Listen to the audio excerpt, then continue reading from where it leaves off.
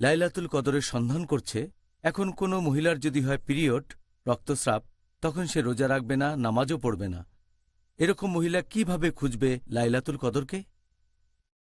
রজস্রাব হওয়া মহিলাদের কথা যদি বলতে হয়, তারা সব ধরনের ইবাদতই করতে পারবেন, সব ধরনের উপাসনা।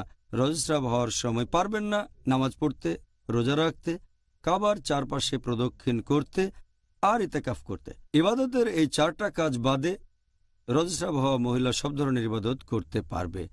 যেটা করতে পারে যদি তখন রজস্রাব হয়, সেটা হচ্ছে সে অবশ্যই দোয়া করতে পারবে, প্রার্থনা করতে পারবে।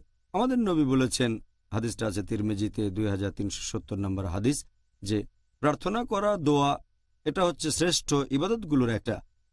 আর দোয়া একটা ইবাদত। আল্লাহর কাছে ক্ষমা প্রার্থনা করতে পারে, বলবে আস্তাগফিরুল্লাহ। লাইলাতুল কদরের সন্ধান করছে, এখন কোনো মহিলার যদি হয় পিরিয়ড, রক্তস্রাব, তখন সে রোজা রাখবে না, নামাজও পড়বে না। এরকম মহিলা কিভাবে খুঁজবে লাইলাতুল কদরকে? রজস্রাব হওয়া মহিলাদের কথা যদি বলতে হয়, তারা সব ধরনের ইবাদতই করতে পারবেন, সব ধরনের উপাসনা। রজস্রাব হওয়ার সময় পারবেন না নামাজ পড়তে, রোজা রাখতে, কাবার চারপাশে প্রদক্ষিণ করতে আর ইতেকাফ করতে। ইবাদতের এই চারটা কাজ বাদে রজস্রাব হওয়া মহিলা সব ধরনের ইবাদত করতে পারবে। যেটা করতে পারে যদি তখন রজস্রাব হয়, সেটা হচ্ছে সে অবশ্যই দোয়া করতে পারবে, প্রার্থনা করতে পারবে।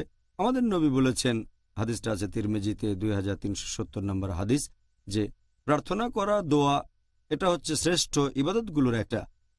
আর দোয়া একটা ইবাদত। আল্লাহর কাছে ক্ষমা প্রার্থনা করতে পারে, বলবে আস্তাগফিরুল্লাহ।